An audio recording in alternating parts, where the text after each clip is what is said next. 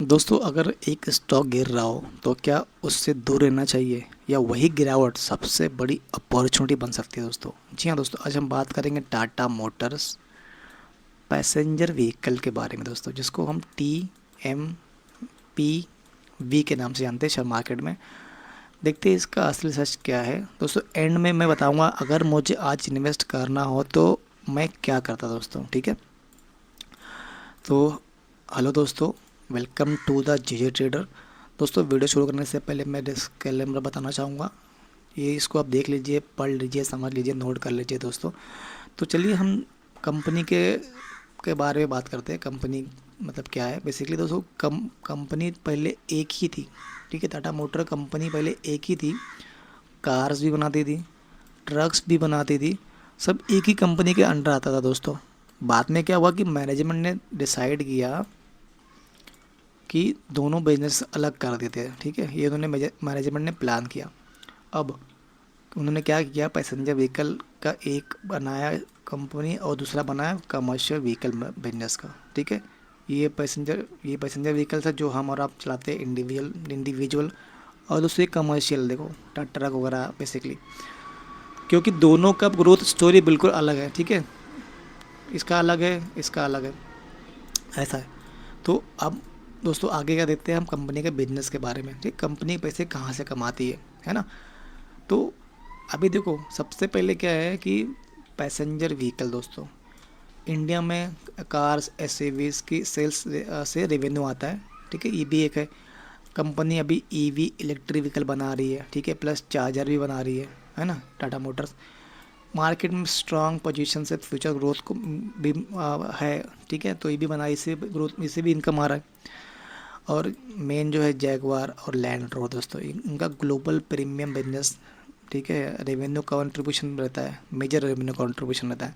तो दोस्तों इसी वजह से TMPV सिर्फ इंडिया की कार कंपनी नहीं है, ये ग्लोबल ऑटोमोबाइल बिजनेस का भी हिस्सा है दोस्तों, ठीक है। तो कंपनी बड़ी है, प्लस ग्लोबल लेवल पे स्केल करती है, ठीक है। तो अच्छी बात है दोस्तों ये चीज़ें, ठीक है। अब दोस्तों देखते हैं हम लोग लेटेस्ट डेवलपमेंट क्या है इस कंपनी का, ठीक है। ये भी ये देखते हैं हम एक बार। ये अब देखो कंपनी ने क्या किया।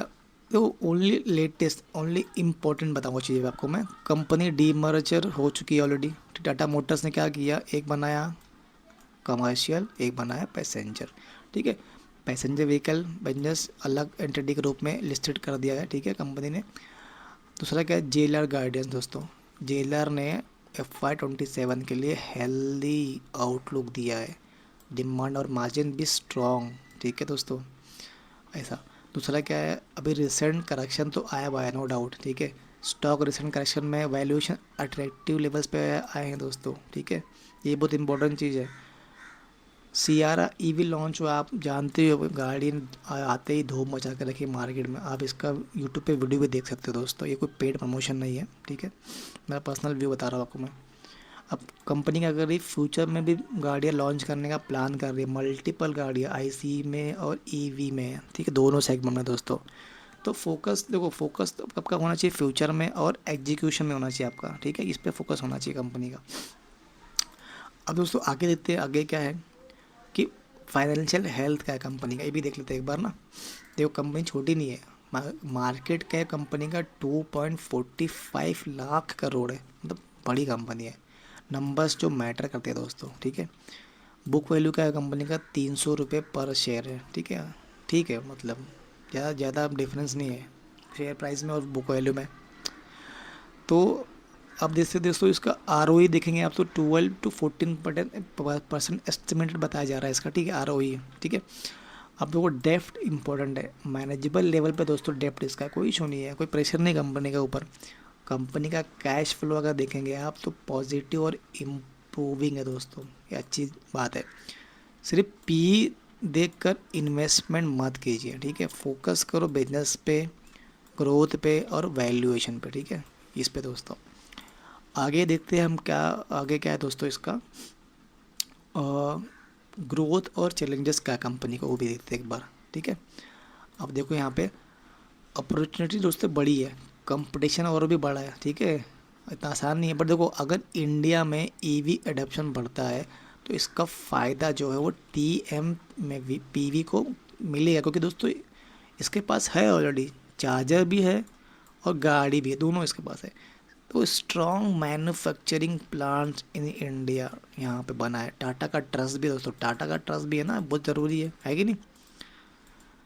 और ईवी पोर्टफोलियो का एक्सपांसन भी हुआ है और अच्छी लेवल पे हो रहा है दोस्तों। और मेन क्या है, JLR का जो global research and brand value ना दोस्तों बहुत अच्छा है, ठीक है। इसके वजह से डिमांड बढ़ेगी, सेल्स बढ़ेगा, ग्रोथ को बूस्ट मिलेगा दोस्तों, ठीक है। ये हो गया पॉजिटिव। अब तो दोस्तों लेकिन एक चीज़ और है कि यहाँ से कंपटीशन शुरू होता है दोस्तों, ठीक है। महिंद्रा भी इस रेस में आ गए दोस्तों, वो भी ईवी गाड़ी लॉन्च कर रहा है, नई नई गाड़ी आपने देखा हुआ रहेगा, ठीक है, महिंद्रा गाड़ी।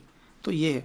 और दूसरा क्या है, देखो हायुंडई भी दोस्तों अग्रेसिवली प्राइस और फीचर गाड़ी के साथ में कंपटीशन में लगा हुआ है। इसके अलावा जो है MG, BYD और चाइना, KI, किया, ये सब जो है मार्केट से लेने के चक्कर में लगे हुए हैं दोस्तों। कंपटीशन तेज है, मार्जिन प्रेशर बढ़ सकता है दोस्तों, ये भी इंपॉर्टेंट है। तो अपॉर्चुनिटी बड़ी है, कोई नो डाउट, एग्जीक्यूशन और स्ट्रेटजी ही विनर बनेगी दोस्तों, ठीक है। ऐसा है।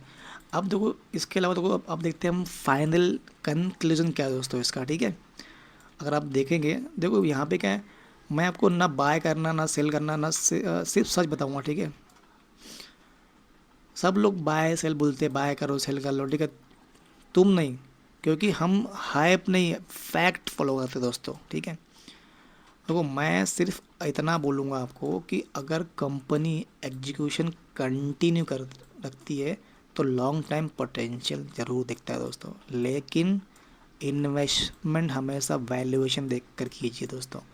और सबसे इम्पोर्टेंट चीज़, कंपनी के बिजनेस पे फोकस करो, उसका एग्जीक्यूशन पे और वैल्यूएशन पे दोस्तों, ये चीज़ इंपॉर्टेंट है, ठीक है। तो अब तो कंपनी अब इस हिसाब से आप आगे बढ़ सकती है, आपको सोच समझ के इन्वेस्ट करना है।